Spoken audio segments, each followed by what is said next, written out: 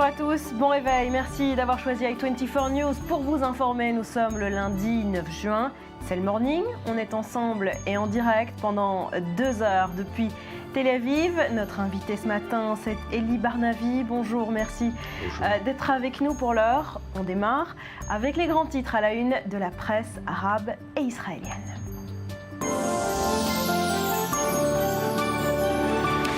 Cyril Amaron commence par jeter un coup d'œil sur les unes égyptiennes ce matin, au lendemain de l'investiture du nouveau président Al-Sisi. Oui, bonjour Barbara, bonjour à tous. Beaucoup de solennité en une de nos quotidiens égyptiens ce matin, vous allez le voir, à l'image de ce titre du Al-Masri Al-Yawm, l'Égyptien aujourd'hui en français dans le texte, qui célèbre, vous le voyez, au nom du peuple, le retour de la nation égyptienne. Alors avant de recevoir ses hôtes au palais présidentiel, le maréchal à la retraite a d'abord prêté serment dans la matinée devant la Cour constitutionnelle suprême, des photos qu'on retrouve donc en une du journal. Avec l'investiture du nouveau chef d'État, c'est l'Égypte qui revient, titre de leur côté nos confrères du Al-Tahrir, la gazette libérale qui avait vu le jour au lendemain de la révolution de janvier 2011. Avec Al-Sisi, écrit pour sa part le Shuruq, l'aurore, l'Égypte s'offre une nouvelle légitimité. Cette passation de pouvoir entre Al-Sisi et le président sortant Adli Mansour, c'est une première, nous rappelle le Al-Haram, le plus vieux quotidien égyptien. Tous les précédents présidents égyptiens, vous le savez, sont morts au pouvoir ou ont été destitués. Le roi Farouk, renversé en 52 par Nasser, Nasser remplacé à sa mort par Sadat, Sadat assassiné, c'est Moubarak qui lui succède, Moubarak est renversé, Morsi lui succède et la suite, vous la connaissez bien évidemment. C'était donc, voilà, les unes de nos journaux égyptiens ce matin. On en reparlera dans cette édition. Direction Israël à présent, à Cyril, où se tient en ce moment la conférence d'Herzliya. C'est un rendez-vous inévitable chaque année pour les hommes politiques, avec souvent l'occasion d'annonces importantes. Ça a été le cas hier. Oui, comme celle, vous allez l'entendre, du chef de la Commission européenne, rapportée par nos confrères du journal palestinien Al-Quds, José Manuel Barroso, qui a estimé donc que la réconciliation interpalestinienne devait être soutenue. 3 conditions toutefois, une telle légitimité, la non-violence du cabinet palestinien, la reconnaissance de l'État d'Israël et évidemment le respect des engagements internationaux passés. Alors à Barroso a succédé ensuite à la tribune le ministre israélien de l'économie, Naftali Bennett. Sur un tout autre ton, vous allez le voir, le chef du parti nationaliste religieux Foyer Juif a déclaré vouloir imposer la souveraineté israélienne sur une partie de la Cisjordanie, sur la célèbre zone C de Cisjordanie, en représailles à la formation du gouvernement palestinien et de la réconciliation donc entre le Fatah et le Hamas. Des déclarations qui ont été aussitôt fustigées par le ministre centriste des Finances, Yair Lapid, le chef de file du parti Yesh Atid, qui a averti qu'il quitterait la coalition et qu'il irait même jusqu'à faire tomber le gouvernement si celui-ci était appelé à voter en faveur d'une quelconque annexion, d'une seule implantation de Cisjordanie. Yair Lapid, qui a d'ailleurs dévoilé son plan diplomatique, une initiative en 3 étapes, nous rappelle le Haaretz, une initiative qui prévoit le démantèlement des avant-postes isolés, un redéploiement israélien autour des grands blocs d'implantation et un éventuel échange de territoire avec l'autorité palestinienne. Enfin, le quotidien à grand tirage Yediot Aharonot, on rapporte ce matin que la ministre de la Justice, Tzipi Livni, vous savez, Tzipi Livni est en charge du processus de paix dans le gouvernement israélien, eh bien, contre toute attente, elle a exhorté son gouvernement à collaborer avec le nouveau cabinet palestinien.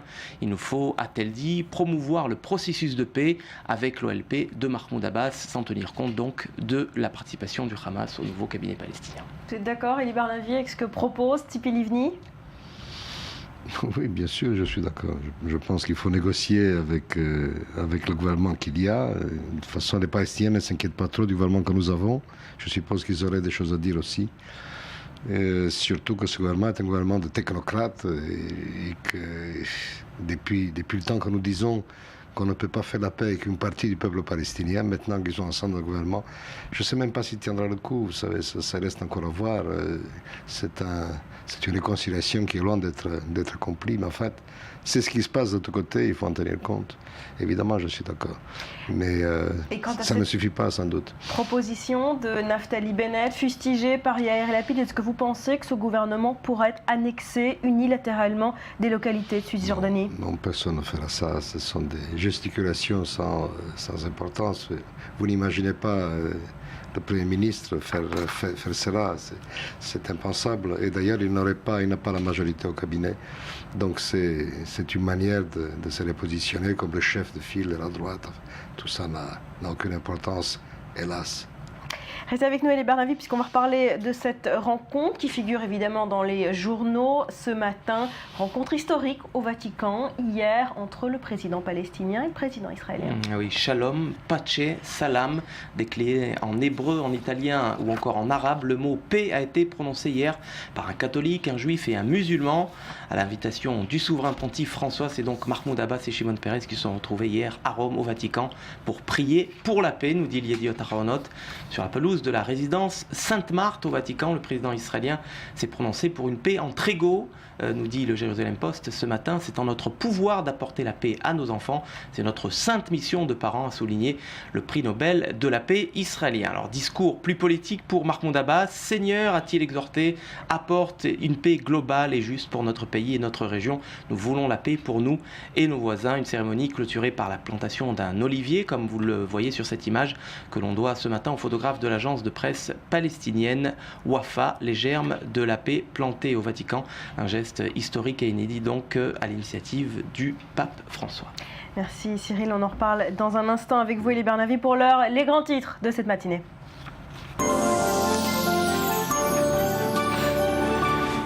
J-1 pour les présidentielles israéliennes. La Knesset élira demain le 10e président de son histoire. La campagne a été lourde en rebondissements ce week-end. Un des favoris, le travailliste Ben Eliezer, s'est retiré de la course. Il reste 5 candidats en lice.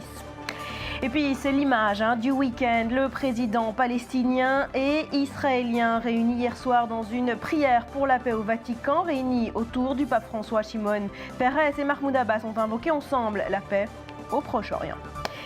Et puis c'est la confusion qui règne toujours ce matin à l'aéroport de Karachi au Pakistan. Après 6 heures de combat entre assaillants et forces de l'ordre, l'armée a annoncé avoir repris le contrôle du bâtiment. Quelques instants plus tard, de nouveaux tirs ont été entendus. Le bilan s'élève pour l'heure à au moins 24 morts et les talibans viennent de revendiquer l'assaut. Enfin, le roi Rafa n'a pas déçu. L'Espagnol Nadal a remporté hier son 9e Roland-Garros. Victoire historique puisqu'il rejoint Pete Sampras avec 14 titres du Grand Chelem et se hisse à la 2e place de tous les temps derrière les 17 titres de Roger Federer.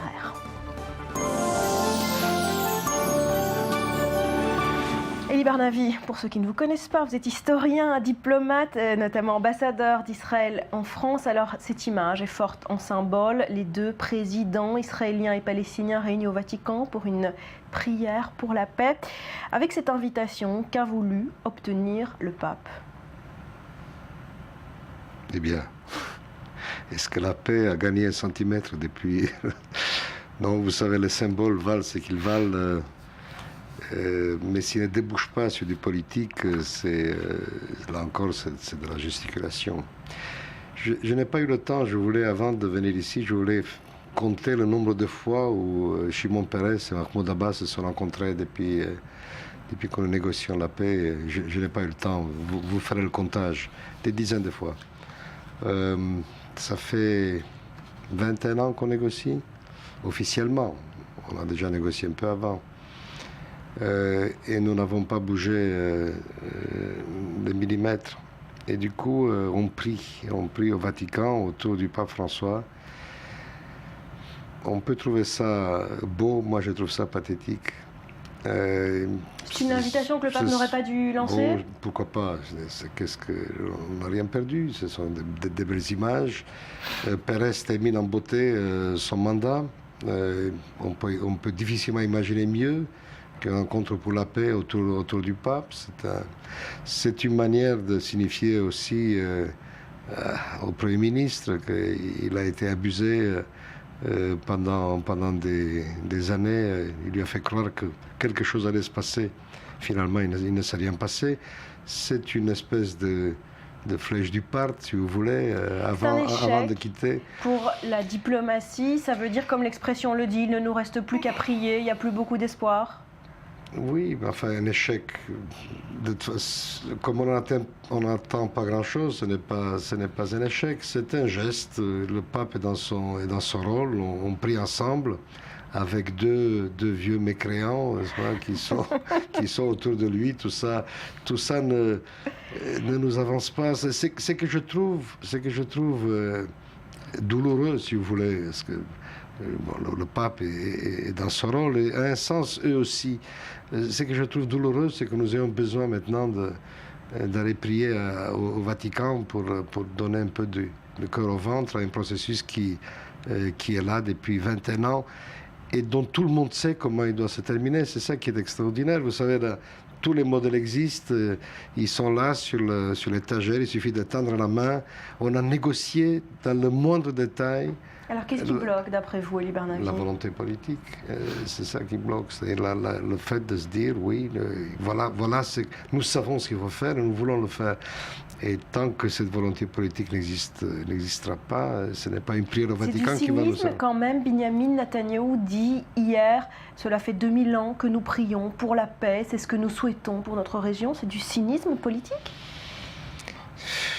C'est du cynisme politique. Franchement, je n'en sais rien. Ça ne fait pas 2000 ans que nous prions pour la paix. Ça ne veut du coup rien dire du tout. Tout ça, ce sont des mots, vous savez. En fait, si vous voulez qu'on parle politique, il faut dire les choses telles qu'elles sont, étant donné la situation politique des deux côtés de la barricade au Proche-Orient. Le seul moyen d'avancer, c'est que les Américains mettent un plan sur la table. Je sais que je radote, ce n'est pas la première fois que je dis cela.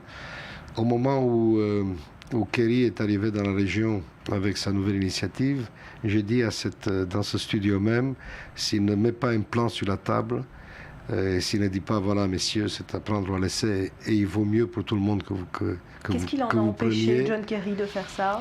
Le courage politique? La politique intérieure américaine, une méthode qui est déjà usée jusqu'à la corde des raisons diverses. Je suppose que c'est surtout la politique intérieure américaine, la corde, la liberté de manœuvre que lui a laissé le président Obama. Toutes sortes de raisons. Mais ce qui est certain, c'est que il était évident pour moi à ce moment-là que s'il n'y avait pas un plan américain, il n'y aurait pas de paix, il n'y aurait Et alors aujourd'hui, où on en est? On voit ces images du pape François, on a vu ces images hier dans les jardins du Vatican. Le pape François, c'est le nouveau médiateur du Moyen-Orient? Il remplace John Kerry? Pas du tout, non. Il n'en a ni la capacité, ni la volonté. Il a d'ailleurs dit très clairement, lorsqu'il était dans la région, il a dit ce n'est pas une médiation, c'est une prière. Est-ce qu'on peut le croire? Il n'a aucun objectif politique, le pape? Dans la mesure de ses moyens. La politique, c'est aussi cela. La politique, surtout dans cette région, c'est aussi des symboles. Mais ça ne suffit pas. Il le sait très bien. Le pape a énormément de soft power, mais sa hard power est très limitée. C'est pas lui qui va se substituer aux Américains. Ça, il le sait très bien. Il n'a ni la capacité ni l'envie. Le soft power, elle n'est pas plus nécessaire aujourd'hui que les États, que le hard power pour parvenir à la paix dans la région? Il faut les deux, vous savez. Il faut les deux. Si vous n'avez que de la soft power, ben vous êtes un peu comme l'Union européenne dans l'arène internationale. Énorme puissance économique et commerciale qui capable de faire encore envie, c'est ça la soft power, c'est faire envie aux autres. Il y a beaucoup qui veulent se joindre à l'Union européenne, mais dès qu'il s'agit d'agir ensemble sur la scène internationale, c'est terminé. En soft power, en communication en tout cas, est-ce qu'on peut dire que ce pape François continue de marquer des points? Ah, tout à fait, c'est une grande vedette internationale. Alors, quand est-ce que la soft power papale marche? Et on l'a vu au temps du pape polonais, de Jean-Paul II. Il a ébranlé la Pologne. Il a été l'un de ceux qui ont fait trembler sur ses bases le système communiste. Mais pour que cela marche, il faut que ce soit quelqu'un comme lui. Et il faut que le régime soit déjà très vermoulu. Il a donné le dernier coup d'épaule, le régime était à bout de force. C'est pour ça que la soft power, parfois ça marche, parfois ça ne marche pas. Il en faut, mais ne suffit pas. Jamais. Un mot pour finir, vous l'avez évoqué, le pape n'a pas invité Binyamin Netanyahou, mais Shimon Peres à se rendre au Vatican, alors qu'on sait qu'en Israël, le président n'a qu'un rôle honorifique. C'est un camouflet pour Netanyahou? C'est un message du Vatican au gouvernement Netanyahou? Il a invité les deux chefs d'État. Alors c'est vrai qu'il y a comme nous sommes dans la fiction et dans la symbolique, ben, il est allé à la symbolique jusqu'au bout. D'autant plus qu'inviter, vous savez, si vous invitez le Premier ministre, vous êtes dans la médiation. Le Premier ministre n'y serait pas allé, donc ça aurait été du coup un camouflet pour le pape. Et par ailleurs, ça aurait été annoncé une médiation, c'est que précisément il ne veut ni ne peut faire. Donc il a invité les deux chefs d'État. Et Pérez reste encore pour 24 heures, je ne sais plus, il reste le chef nominal de l'État d'Israël. Et donc c'était lui qui l'a invité à juste titre. Benjamin Netanyahu n'y serait pas allé de toute manière. Merci beaucoup, Elie Barnavi, d'avoir été avec nous ce matin. Merci Cyril. À suivre, Patrick Bruel, on en fera une fournée. C'est la dernière sortie antisémite de Jean-Marie Le Pen. Gros caillou dans la chaussure de sa fille. Le FN prend ses distances. On y revient après un nouveau journal.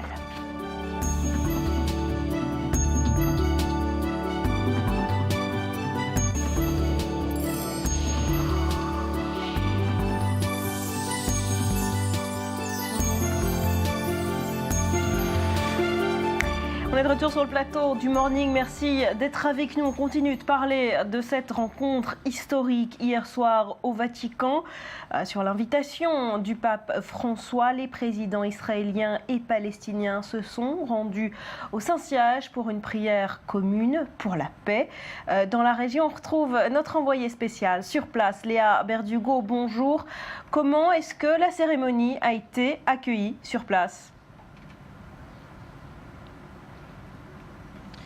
Écoutez, en tout cas, c'était une cérémonie très symbolique, avec plusieurs moments forts, des moments forts dans les mots, mais également dans les images. Alors, on les a vus arriver dans les jardins du Vatican, près de la résidence Saint-Marthe. Le pape François était au centre, Shimon Peres à sa droite, Mahmoud Abbas à sa gauche. Ils se sont dirigés tranquillement au fond des jardins du Vatican. Ils étaient assis, donc le pape François au centre, toujours avec les délégations de part et d'autre des chefs d'État et du pape François. On a eu également des images assez fortes. Tout d'abord, cette accolade très chaleureuse entre Shimon Peres et Mahmoud Abbas, et également un moment anecdotique, certes, mais qui montre bien le message que veut faire passer le Vatican quant au caractère symbolique de cette rencontre de prière. Le pape François, avec Mahmoud Abbas et Shimon Peres, ont creusé un trou pour planter un olivier, symbole de la paix.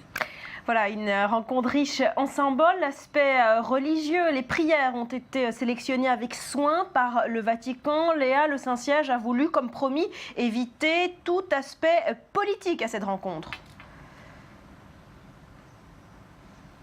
Exactement, il n'y a pas eu d'aspect politique. Le Vatican l'a martelé, comme lors de la visite du pape François en Terre Sainte. Cette visite n'est pas politique, et là également, cette rencontre ne l'était pas. Elle était uniquement religieuse, avec des moments de communion, des moments de fraternité. Également, le Vatican a placé énormément d'efforts pour éviter tout mix religieux et pour éviter des scandales comme il y a pu y avoir par le passé, notamment sous Jean-Paul II, lors des rencontres d'assises à la fin des années 80. Alors là, il y avait beaucoup d'efforts. Les délégations étaient séparées, les prières étaient séparées. On a commencé par le rite juif, suivi du rite chrétien et enfin le rite musulman, des prières pour la paix, des invocations pour le pardon également, chacun successivement. On ne prie pas ensemble, mais on est ensemble pour prier, a dit le Vatican.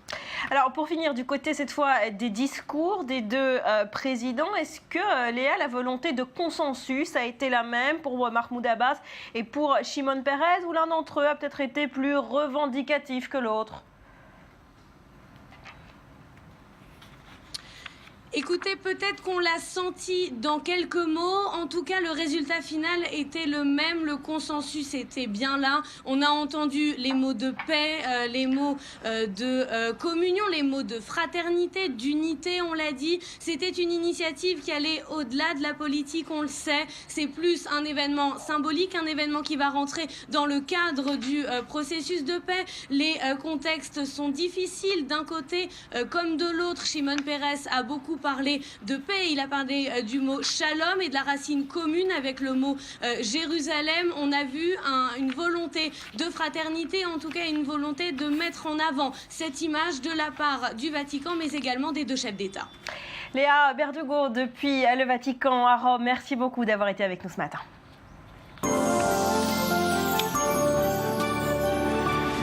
Direction l'Égypte à présent, où le nouveau président élu avec 97% des voix a prêté serment hier lors d'une cérémonie en grande pompe. Abdel Fattah al-Sisi prend donc ses fonctions avec pour objectif lutter contre les violences tout en maintenant la démocratie égyptienne. C'est ce qu'il a expliqué hier, un exercice délicat pour l'ancien militaire à la main de fer. Regardez ces explications signées Leslie Rezoug.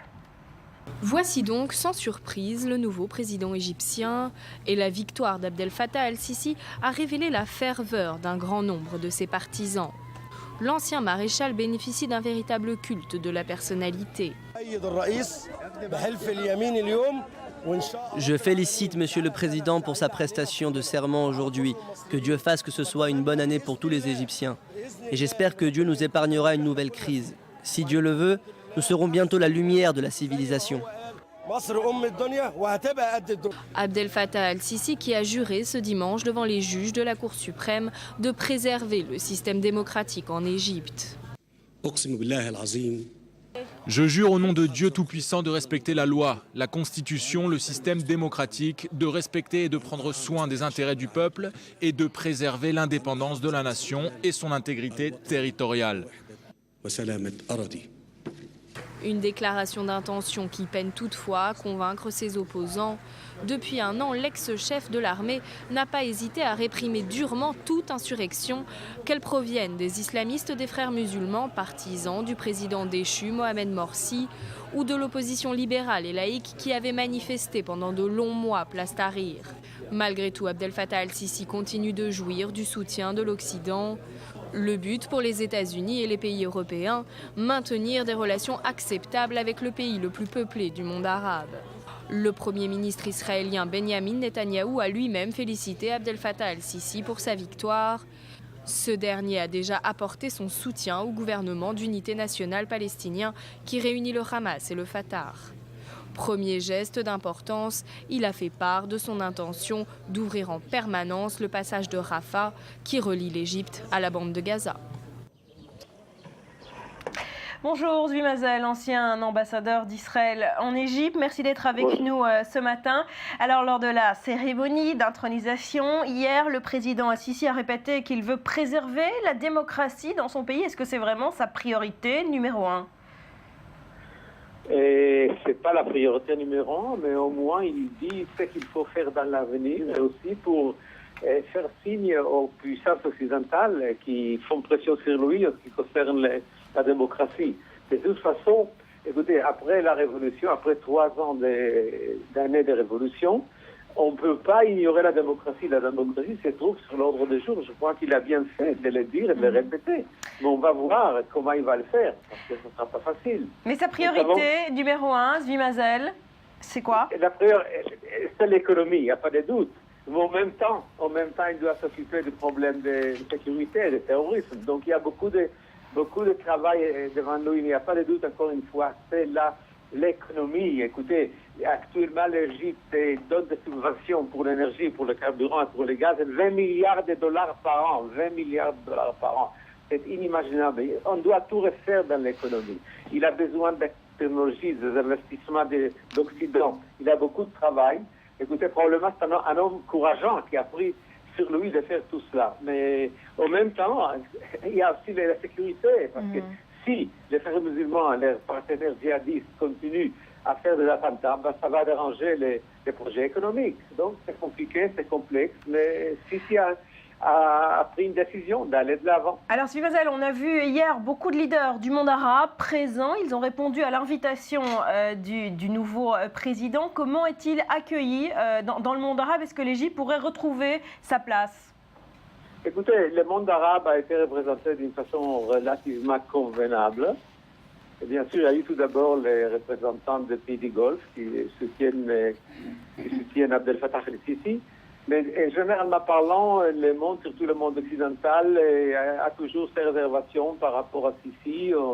Les Américains et les Européens ne savent pas exactement comment agir. Alors pour l'instant, ils ont envoyé hier des représentants au profil très bas, en attendant de voir. Mais encore une fois, je crois qu'il faut le répéter. Et si les Européens et les Américains attendent qu'il y ait une démocratie à l'occidental en Égypte, eh bien, ça ne sera pas. Il y a une mini-démocratie. Probablement, les droits de l'homme seront garantis par certaines lois, mais l'islam est là depuis 1400 ans. Il va le rester encore pour assez longtemps. Merci beaucoup, Zvi Mazel, d'avoir été avec nous ce matin.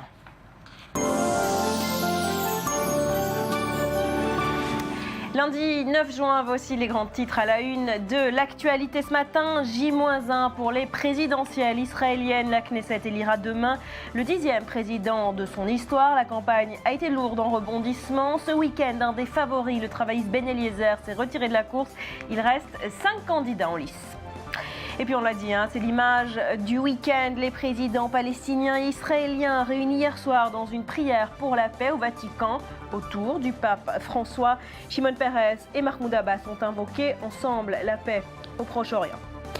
Et puis c'est la confusion qui règne toujours ce matin à l'aéroport de Karachi au Pakistan. Après 6 heures de combat entre assaillants et forces de l'ordre, l'armée a annoncé avoir repris le contrôle du bâtiment. Quelques instants plus tard, de nouveaux tirs ont été entendus. Le bilan s'élève pour l'heure à au moins 24 morts. Les talibans ont revendiqué l'assaut. Enfin, le roi Rafa n'a pas déçu. L'Espagnol Nadal a remporté hier son 9e Roland-Garros. Victoire historique puisqu'il rejoint Pete Sampras avec 14 titres du Grand Chelem et se hisse à la 2e place de tous les temps derrière les 17 titres de Roger Federer.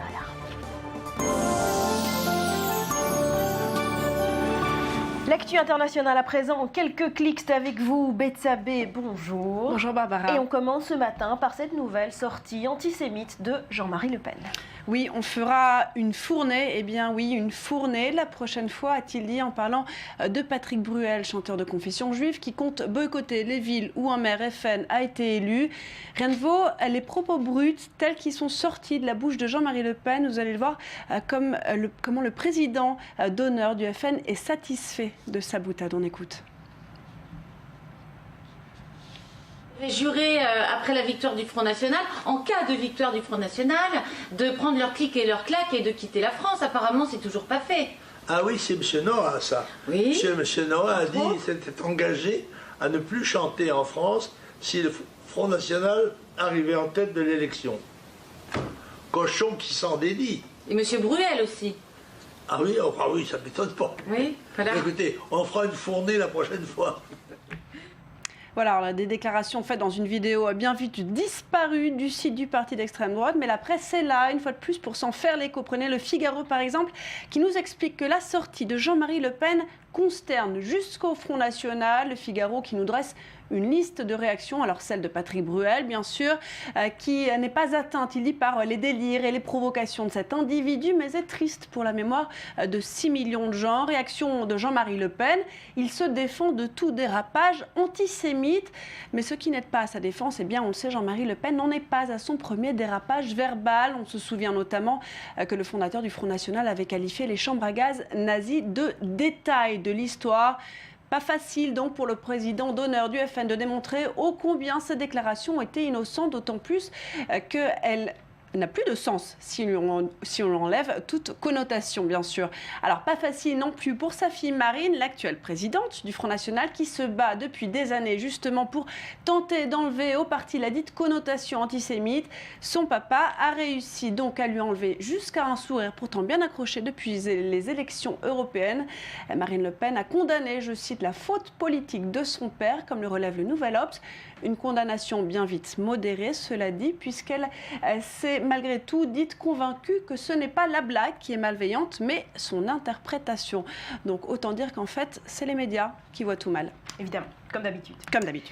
3 mois après la disparition du Boeing d'Air Malaisie, les familles des disparus lancent une chasse à l'info particulière puisqu'elle sera rémunérée. Exactement, et la récompense promise est plutôt alléchante. On parle de 5 millions de dollars, soit 3,7 millions d'euros. De quoi attirer les dénonciateurs, titre le Guardian, que les proches des familles promettent à toute personne détenant des informations sur la disparition de ce Boeing 777. Le Boeing qui, je vous le rappelle, avait disparu lors de son vol Kuala Lumpur-Pékin, qui se serait abîmé en mer après avoir changé de trajectoire. À son bord, 239 personnes, ça fait pas mal de familles donc. Et leur désarroi est d'autant plus grand qu'après 3 mois de recherche, pas le moindre débris n'a été retrouvé, nous rappelle le Parisien. Alors d'où viennent ces fonds? Eh bien, ils sont en partie collectés sur le site Indiegogo, une campagne initiée par les membres de familles de différents pays, notamment de la France ou de l'Inde. Alors pourquoi cette récompense, Barbara? Eh bien, le responsable du projet explique qu'ils sont convaincus qu'en fait, quelque part, quelqu'un sait quelque chose. Quelqu'un ou peut-être même un gouvernement.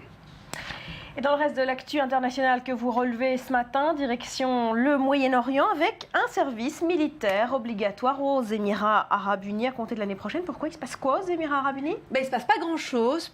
Et en fait, sur le plan de la sécurité, mais en fait, il y a un service obligatoire qui a été instauré pour les garçons de 18 à 30 ans. Pour les filles, c'est juste facultatif parce qu'en fait, les Émirats Arabes Unis, aux Émirats Arabes Unis, en fait, les gens sont trop fainéants apparemment. C'est pour rebooster un petit peu le sentiment d'identité nationale et il y a un taux d'obésité beaucoup trop élevé. Les émirs eux-mêmes en parlent de cette fainéantise, c'est pas moi qui l'invente. Ils ont notamment été cités par Gulf News, un site d'information anglaise sur place.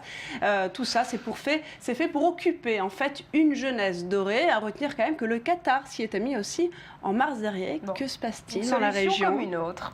Et on finit Betsabé avec une blague pas très appréciée du président François Hollande. Tout à fait, un flop, comme dirait Metro News. En quoi consistait la plaisanterie? En fait, François Hollande faisait référence à la célèbre formule britannique « Keep calm and carry on », qui signifie « rester calme et persévérer ».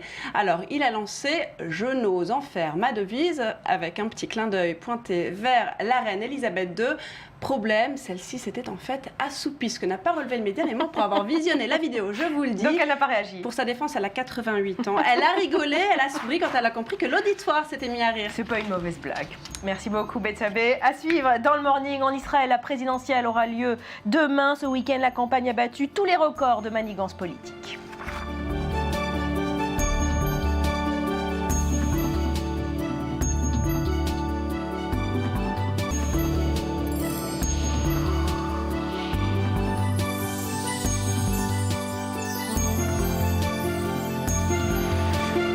Merci d'avoir choisi le Morning pour vous informer. On parle politique israélienne à présent. La présidentielle aura lieu demain et ce week-end, la campagne a battu de nouveaux records de manigance et de coups bas avec une démission, une de plus d'un des favoris. Il s'agit du travailliste Ben Eliezer. Alors qui veut la tête des candidats? On tente d'y voir plus clair avec vous, Dror Even Sapir. Beaucoup de personnes tentent d'y voir plus clair et n'y parviennent pas vraiment parce que c'est véritablement une campagne inédite dans sa rudesse pour ces élections présidentielles. Il y a un décalage entre la rudesse de cette campagne, d'une part, et puis le poste en lui-même, qui est un poste qui est censé être protocolaire et tout à fait honorifique, qui est censé représenter l'État d'Israël dans ce qu'il a de meilleur. Donc on a l'impression un petit peu d'un décalage et c'est regrettable parce que véritablement la campagne a été remplie de coups bas et de coups de théâtre aussi. Et d'ailleurs en date, c'est celui qui concerne, vous l'avez dit, Binyamin Ben Eliezer, qui a été l'un des candidats favoris, officiellement investi par le Parti travailliste, l'un des vétérans de la Knesset. Et Binyamin Ben Eliezer récemment s'est rendu acquéreur d'un appartement non loin d'ici, à Jaffa, pour 9 millions de shekels, plus d'1,5 million d'euros. C'est évidemment une très grosse somme. Il a reçu d'importantes sommes d'argent de la part d'un homme d'affaires tout à fait douteux. C'est une affaire qui était connue déjà depuis des services de police depuis quelques temps. 3 jours avant l'élection présidentielle, la police décide d'ouvrir une enquête. Pourquoi ? Tout simplement parce qu'effectivement, Benyamin Ben Eliezer pouvait se retrouver dans quelques jours à la place de Shimon Peres en tant que président de l'État. Et donc les enquêteurs de la police ont été alarmés et ont compris qu'il fallait accélérer un petit peu les procédures. Et donc ils se sont mis à interroger Benyamin Ben Eliezer qui s'est désisté tout simplement et qui a retiré sa candidature.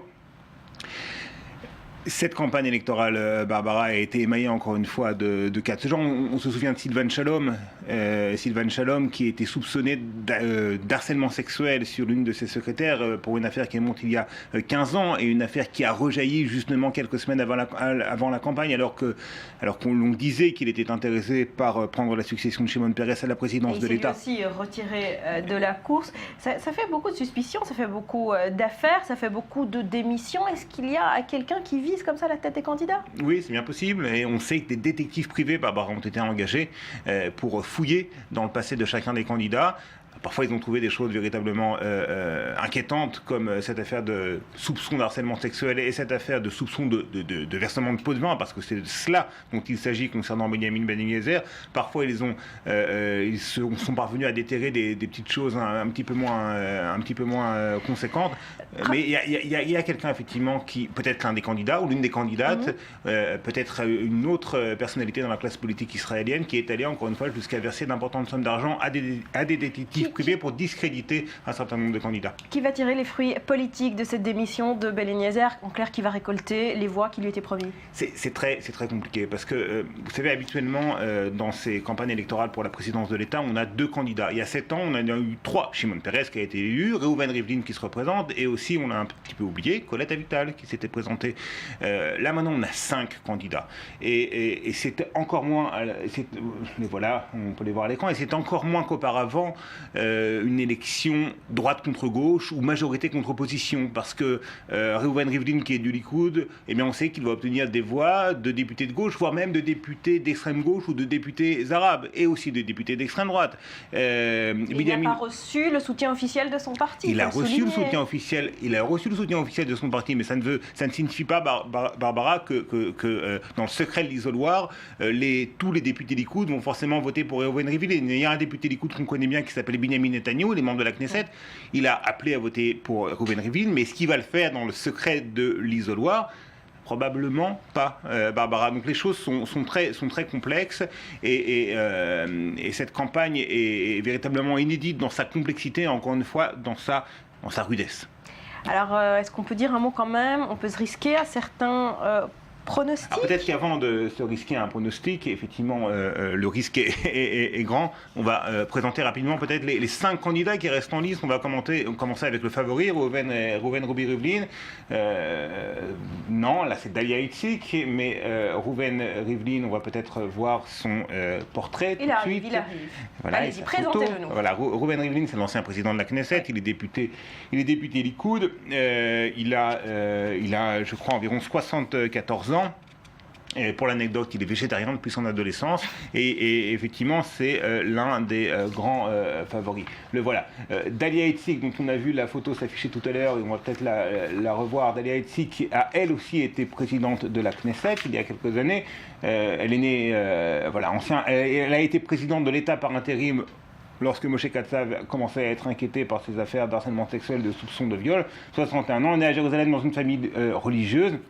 Ses chances d'être au second tour en face de Reuven Rivlin sont bonnes. Il y aura un second tour. 5 candidats, le second tour est quasiment inévitable.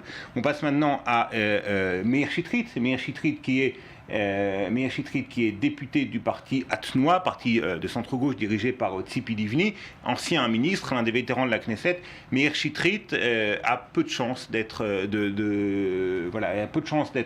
au second tour, tout simplement parce que sa base de soutien politique est assez faible à la Knesset. Donc voilà pour les 3 candidats politiques. Maintenant, on a 2 candidats qui ne font pas partie de la classe politique. Dalia Dorner, dont on va voir la photo tout de suite. Dalia Dorner, ancienne juge à la Cour suprême. Elle est âgée de 80 ans. Elle est née en Turquie, mariée, 2 enfants.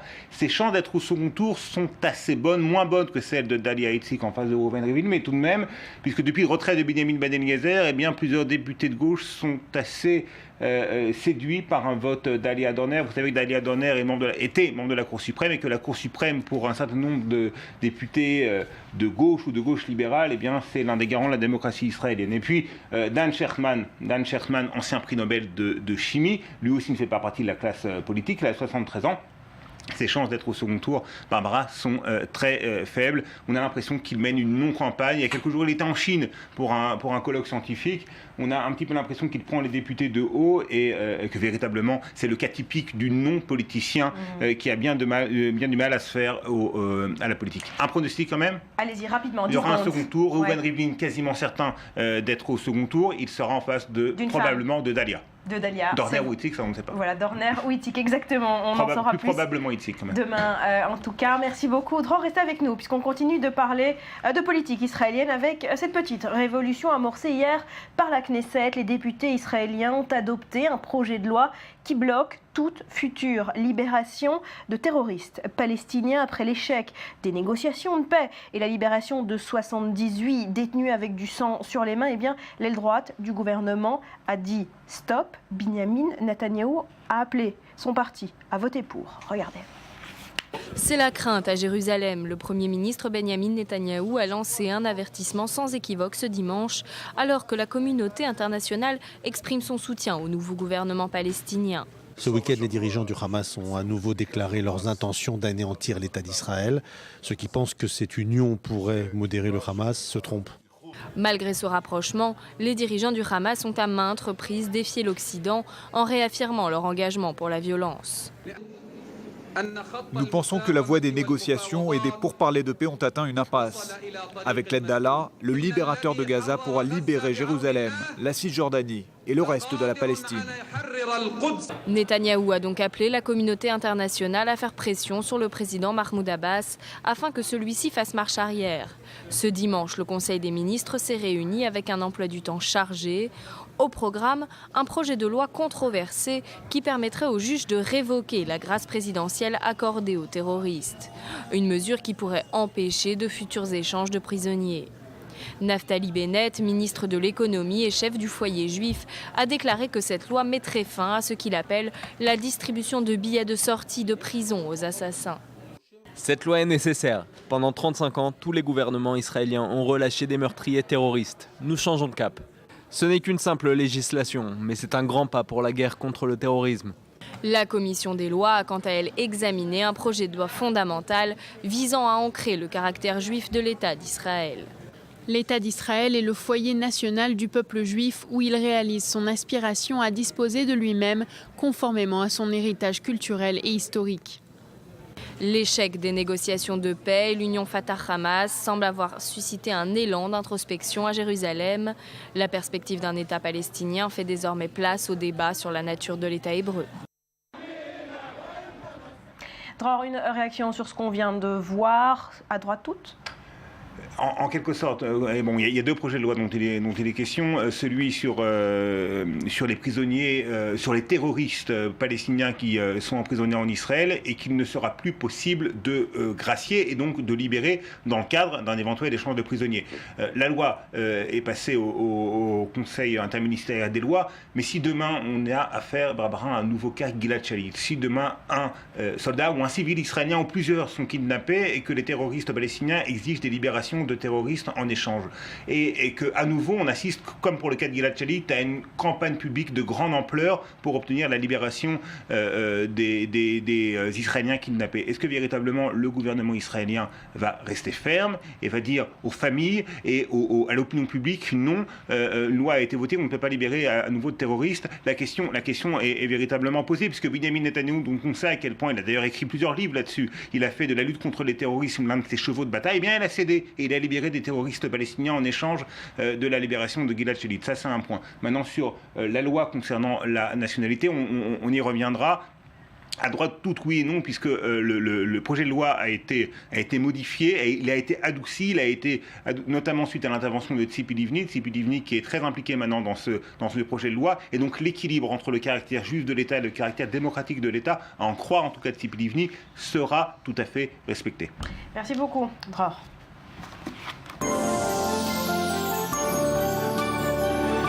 Tout autre chose à présent, la Coupe du Monde, vous le savez, démarre dans 3 jours, coup d'envoi ce jeudi. Johan, bonjour. Bonjour. Alors ce matin, vous ne nous parlez pas de foot, mais de Barbie qui joue au foot. C'est ça, alors un peu des deux. Alors, comme vous l'avez dit, la Coupe du Monde, on est à quelques jours de la Coupe du Monde qui se passera donc au Brésil et le marché des produits dérivés est en pleine ébullition. Et plutôt que de vous présenter les mugs ou les t-shirts à l'effigie de cette Coupe du Monde, j'ai préféré vous présenter cette nouvelle Barbie. Alors elle s'appelle Brito. C'est la nouvelle Barbie créée tout spécialement à l'occasion de la Coupe du Monde. Elle a été dessinée par l'artiste brésilien Romero Brito.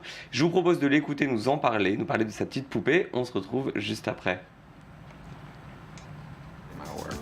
Being an artist, you have a great opportunity to be able to express yourself, being able to do what I love, and not be worried about what people think, what people say. I just do it. It's been an incredible, experience. This incredible journey as well to be collaborating with Mattel, work with this iconic doll Barbie, which I love. Barbie is very fashionable, and she's been fashionable for many, many years. She always knows what to wear for all the occasions. So she's definitely wearing something very special to see an amazing game. And that day, she's bringing also a soccer ball. Ah oui, mais il a raison, hein, elle a carrément changé de style, Barbie. Elle a complètement changé de style. Alors, c'était bien sa tenue à elle qu'il fallait regarder, pas la tenue du créateur qui était tout aussi remarquable. Alors, Barbie a enfilé ses chaussettes, a gardé ses talons hauts, elle n'a pas de crampons. Le créateur nous dit qu'il a voulu créer une Barbie aux couleurs de criarde pour représenter la positive attitude du Brésil et que les imprimés utilisés évoquent la culture brésilienne. Voilà, donc avec un ballon au bras. Alors, on se rappelle qu'en mars dernier, on fêtait les 50 ans de Barbie. Oui. Elle est plutôt bien conservée donc pour une supporter de foot, à savoir si elle arrivera à convaincre 50 ans. De 50 ans, bien sûr, une quinquagénaire qui arrivera donc à séduire les petites filles.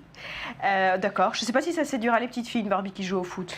Je sais pas, elle joue pas vraiment au foot, hein, c'est la supporter, voilà, là, sa tenue petite lunette sur le. Pourquoi pas.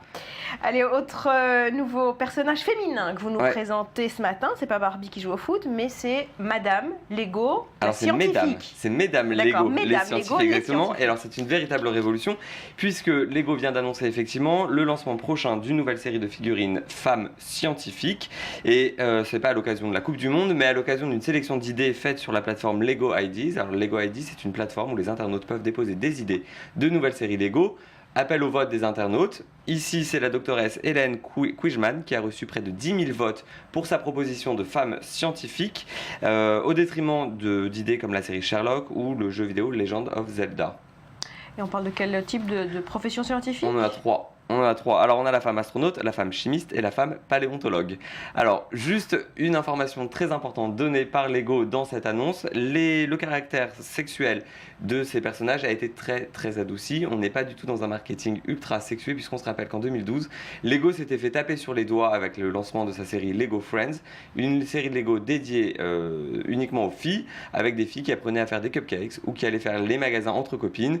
Voilà, donc avec des tenues assez féminisées, féminine, et ça n'avait pas du tout plu à la blogosphère féministe qui avait remis à l'ordre la marque Lego. Donc cette fois-ci on le voit, on a des figurines très neutres, j'ai envie de dire, avec des blouses pas du tout sexuées, voilà, pour des nouvelles carrières professionnelles. Exactement, voilà, des femmes beaucoup plus fortes que des cuisinières de cupcakes. Et puis alors pour terminer sur ces petites figurines, pour la petite anecdote, je ne sais pas si ça vous dirait, mais quand vous travaillez chez Lego, vous avez le droit à une petite figurine à votre effigie avec votre nom, prénom, votre numéro de téléphone et votre adresse email, et en fait c'est bien évidemment votre carte de visite qui est représentée, voilà, on les voit, sous forme de petites figurines Lego qui sont distribuées donc à chacun des employés. Merci beaucoup Johan, j'adopterai peut-être cette idée, merci beaucoup. Dror, à suivre dans le morning, la police de Dubaï a grandi sa collection, non pas de Lego, mais de voitures. Après les Maserati et les Bentley, les policiers du riche émirat patrouilleront désormais en Bugatti.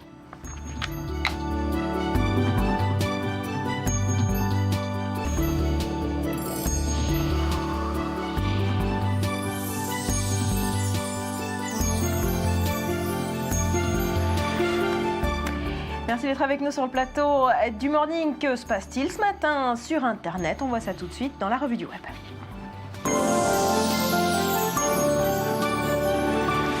Rudy Saada, bonjour.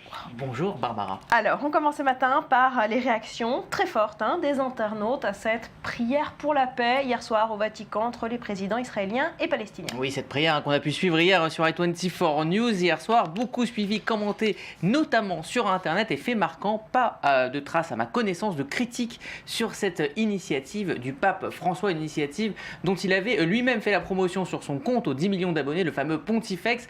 Aujourd'hui, je demande à toutes les personnes de bonne volonté de s'unir à nous dans la prière pour la paix au Moyen-Orient. Il avait lancé ce hashtag qui a eu un beau succès, We Pray for Peace, littéralement, nous prions pour la paix. Hier, le compte du pape Pontifex prenait tout son sens, comme rappelle l'abbé Pierre Amar. Littéralement, Pontifex veut dire celui qui construit les ponts. Il y a eu beaucoup d'accolades chaleureuses hier soir, même si certains discours étaient quand même très politiques. Mais une image, celle-ci, elle est plus simple, elle est très forte, elle a pas mal été partagée sur les réseaux sociaux. C'est celle des protagonistes de cette prière pour la paix, comme des écoliers qui prennent le bus, symbole finalement de la simplicité du dialogue. Et puis ce commentaire de Cause qui s'exclame: combien de fois des hommes utilisent le nom de Dieu pour tuer? Vous avez là 3 religions qui prient enfin pour la paix. Voilà, salué unanimement. Alors les présidents ont fait des discours, mais politiquement, le grand gagnant, c'est le pape. Oui, son action était déjà saluée, appréciée des internautes chrétiens, ou non d'ailleurs, mais hier, la pape François Magnier a passé un véritable cap en organisant cette prière, en fabriquant cette image d'apaisement en plein cœur des négociations plus tendues que jamais. Il doit être, vous le lisez, subito être prix Nobel de la paix pour le père Nabé. Et puis pour Kamel Mohammadi, ce pape inspire, son pape inspire beaucoup de respect, même si les discours ont quand même rappelé les positions des uns et des autres. Pour le tweetos Maheu, il vient de se passer quelque chose hier soir au Vatican. Voilà pour cette rencontre suivie sur Internet. Et puis les internautes ont suivi de près également ce nouveau dérapage antisémite de Jean-Marie Le Pen. Oui, alors l'indignation est générale du côté des internautes et la gêne est bel et bien dans les rangs du Front National. Mais on va se focaliser d'abord sur les réactions dans le monde politique et dans le monde du spectacle, à commencer par la réaction du principal intéressé, Patrick Bruel, qui a répondu aux propos antisémites de Jean-Marie Le Pen sur Twitter. Lisez plutôt: Le Pen récidive, avait-il besoin de nous rappeler son vrai visage et celui du FN, avec les hashtags xénophobes, racistes, antisémites et nausées. Je vous le disais, beaucoup de réactions dans la sphère publique et plusieurs enjeux dans cette affaire. Premièrement, c'est ce que rappelle Jacques Attali. Il tweet en déclarant que l'insulte antisémite de son père n'est qu'une faute politique. Marine Le Pen confirme qu'elle partage finalement son point de vue. Beaucoup somment en effet Marine Le Pen de définitivement prendre ses distances avec les sorties provocatrices de son père. Pour la ministre Najat Vallaud-Belkacem, 6 millions de morts parlaient de faute politique et non de faute morale, est une sortie aussi insultante que celle de Le Pen père. Et donc, c'est là le second enjeu, c'est le tournant à prendre ou non dans l'histoire du Front National pour Jean-Luc Romero, l'homme politique. Si Marine Le Pen est sincère, eh bien, qu'elle mette enfin son père en retraite. C'est une vraie question pour le FN, du côté, pour les réactions publiques, du côté des citoyens, on réagit comment? Bon, alors cette énième sortie antisémite de Jean-Marie Le Pen, 85 ans, n'étonne plus personne sur Internet, sur l'internaute lambda, et il préfère tourner en dérision les propos du président d'honneur du Front National pour Salomé Rainbow, et rien que pour faire Le Pen. Je ne favorise pas ses tweets, une étoile jaune, ça lui ferait trop plaisir. En effet, l'équivalent du like sur Twitter est une petite étoile. Et puis pour finir, cette réflexion de Patrick Poivre d'abord, à ne pas confondre avec l'original, il nous dit: vous devriez vous réjouir que Le Pen dérape, c'est avec un peu de chance, il pourrait se casser le col du fémur. Voilà. Okay, voilà.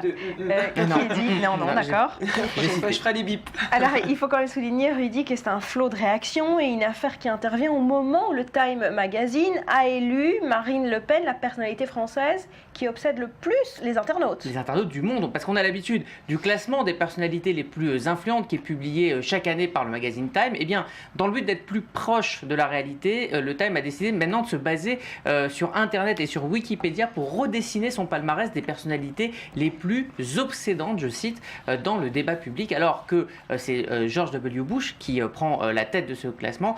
Eh bien, cocorico ou pas, 59e place, on trouve la première personnalité française, c'est donc Marine Le Pen qui se place devant le footballeur Thierry Henry. Preuve de deux choses, que déjà le Front National est très actif sur le net, c'est le premier parti à avoir développé une stratégie web il y a quelques années, et puis aussi que la montée des extrêmes préoccupe énormément les internautes. Voilà pour cette affaire Jean-Marie Le Pen. Allez, on finit en ouvrant une large page sportive, la Coupe du Monde J-3.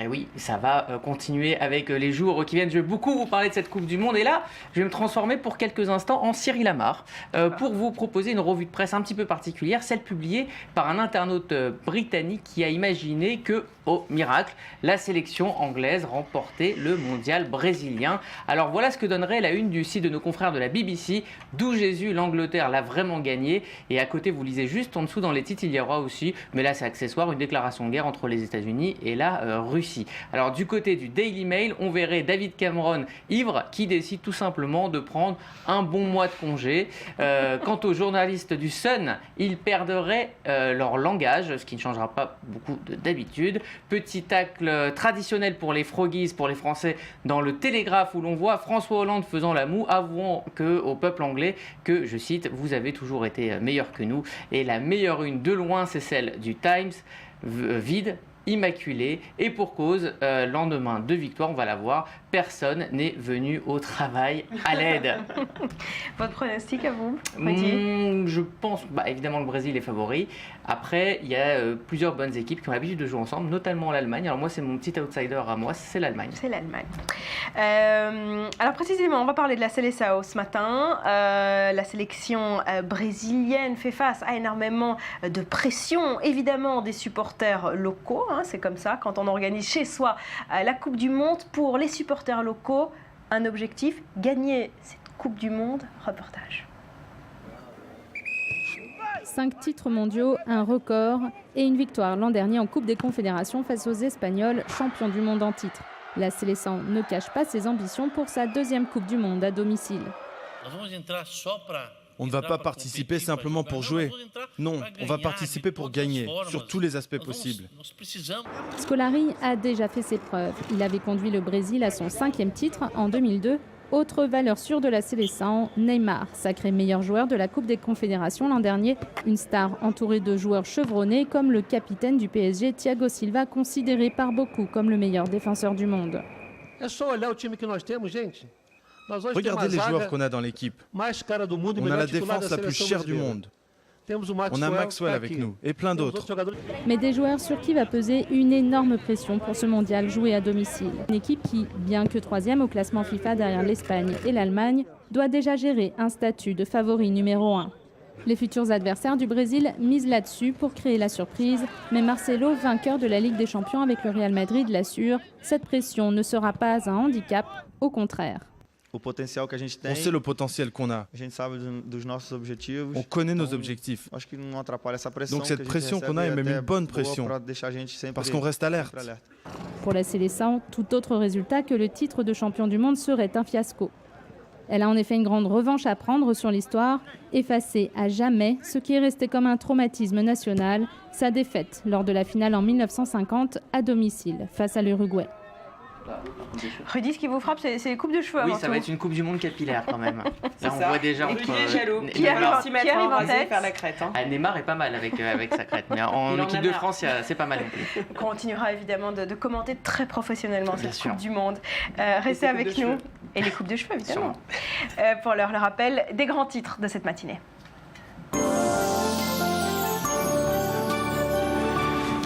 J-1 pour les présidentielles israéliennes. La Knesset élira demain le 10e président de son histoire. La campagne a été lourde en rebondissements. Ce week-end, un des favoris, le travailliste Ben Eliezer, s'est retiré de la course. Il reste 5 candidats en lice. Et puis vous la voyez, c'est l'image de ce week-end. Les présidents palestiniens et israéliens réunis hier soir pour une prière pour la paix au Vatican. Enfin, c'est la confusion qui règne toujours ce matin à l'aéroport de Karachi, au Pakistan, après l'assaut des talibans. Et puis, on l'a vu, Rafael Nadal, le roi espagnol, n'a pas déçu hier à Roland-Garros. Victoire historique puisqu'il rejoint Pete Sampras avec 14 titres du Grand Chelem et se hisse à la deuxième place de tous les temps derrière les 17 titres de Roger Federer.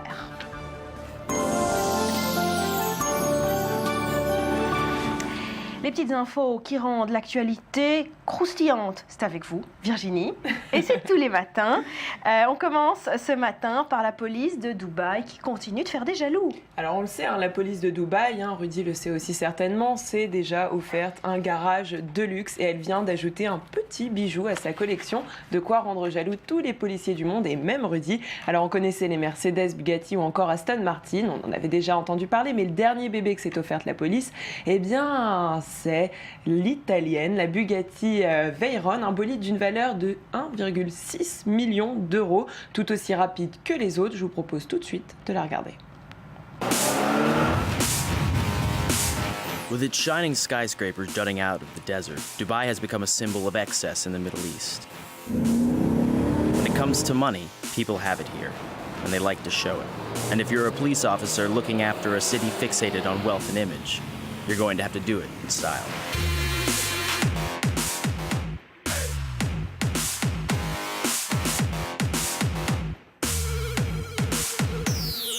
This is the world's fastest police car, and this car is capable of doing 267 miles per hour, and we can say from 0 to 60 miles per hour in 2.5 seconds. Voilà, je voulais faire plaisir à Rudy. Vous avez vu, même les femmes ont le droit de conduire ces petits bolides. Est-ce que ça vous tenterait, Barbara? Oui, bien sûr, évidemment. Même les femmes, surtout les femmes. Surtout les femmes. Eh bien, cette voiture va pouvoir maintenant être fière de rejoindre toute une collection, Barbara, une collection spéciale qui ne cesse d'impressionner le reste du monde. En tout cas, c'est le moins que l'on puisse dire. Mais franchement, à quoi ça sert pour la police de patrouiller avec ces petits bolides coupés où il y a pas franchement de place pour pas grand-chose? Franchement, c'est beaucoup de show-off. Selon le chef de la police, qui a été interrogé tout récemment par les médias français à Dubaï, le plus important n'est effectivement pas d'arrêter les suspects, puisqu'en général on respecte la police dans le coin, mais plutôt de montrer au reste du monde que Dubaï a la classe. Alors ce garage VIP est plutôt une vitrine et un moyen de communication plutôt efficace aussi sur les réseaux sociaux. Je vous permets de comprendre pourquoi. As you see, when we stopped in this many places, the residents, they are so happy about Dubai police having this good fleet. In fact, simply driving through the street sets off a firestorm of social media activity. Here, we are able to analyze the fleet's progress through the city simply by watching new uploads on Instagram and Twitter. Alors voilà, on l'a bien compris, pour la police de Dubaï, ces voitures sont aussi un moyen d'attirer les gens et pas de leur faire peur comme dans le reste du monde. Voilà, c'est une question d'image. Une question d'image, parce qu'effectivement, avec une voiture de place, on risque pas d'arrêter énormément de suspects. Et puis c'est suivi sur les réseaux sociaux, vous comprenez cet engouement? En fait, les photos qui marchent le plus sur les réseaux sociaux, ce sont les armes, les jolies femmes et les jolies voitures. Et ça, c'est une étude qui le montre, donc effectivement... Et comme vous l'avez vu sur la vidéo, c'est assez drôle parce qu'en fait, en suivant le chemin que font ces voitures, eh bien, on se rend compte que sur les réseaux sociaux, eh bien, les photos sont postées à tel et tel endroit. C'est en corrélation. C'est l'histoire du monde qui se répète. Voilà, à la télé aussi, c'est ce qui marche. Allez, on change de sujet et on parle musique, Virginie, avec ce nouveau record Guinness. Et oui, j'ai pensé à vous. Il s'agit de Psy qui a battu tous les records avec le Gangnam Style. On devrait donc le revoir très prochainement dans le livre des records. Son clip a été visionné à plus de 2 milliards de fois sur YouTube. En ce moment aussi, on parle de collaboration avec Snoop Dogg. Je vous propose quand même, avant d'en parler, d'écouter tout de suite Gangnam Style.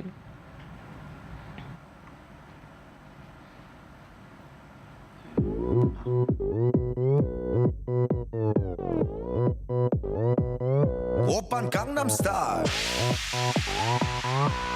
Gangnam Style 낮에는 따사로운 인간적인 여자 커피 한 잔에 여유를 아는 품격 있는 여자 밤이 오면 심장이 뜨거워지는 여자 그런 반전 있는 여자 Voilà, c'est vrai qu'on l'a vu et revu, entendu. Ce clip 2 milliards, c'est quand même à souligner. Hein. Oui, c'est un record absolu et de très très très loin. Donc Bah 100 000 oui, uniquement par Virgin Khalifa. Non, par Rudy d'ailleurs qui a appris la chorégraphie et qui m'avait promis aujourd'hui de la faire en plateau. Oui, mais j'ai un petit claquage et malheureusement ça sera repoussé quelques jours. D'accord, alors je vous rappelle déjà que Psy avait lancé cette chanson tout d'abord pour rire. Il ne s'attendait pas à un tel succès et jusqu'ici, eh bien, jusqu'en 2012, Justin Bieber détenait tous les records avec Baby et là il l'a largement dépassé avec 1 milliard de vues supplémentaires. Bon, il prépare quoi maintenant? Alors en ce moment, il est en... Alors beaucoup de rumeurs courent autour de ce duo avec Snoop Dogg. Il a promis en tout cas à ses auditeurs, à ses fans d'arriver très prochainement avec de nouveaux titres. Et le dernier qu'on connaît, Gentleman. On va l'écouter. Merci à tous les deux. Merci à vous d'avoir été avec nous ce matin. Je vous souhaite de passer une très belle journée. Portez-vous bien et on se quitte avec Psy.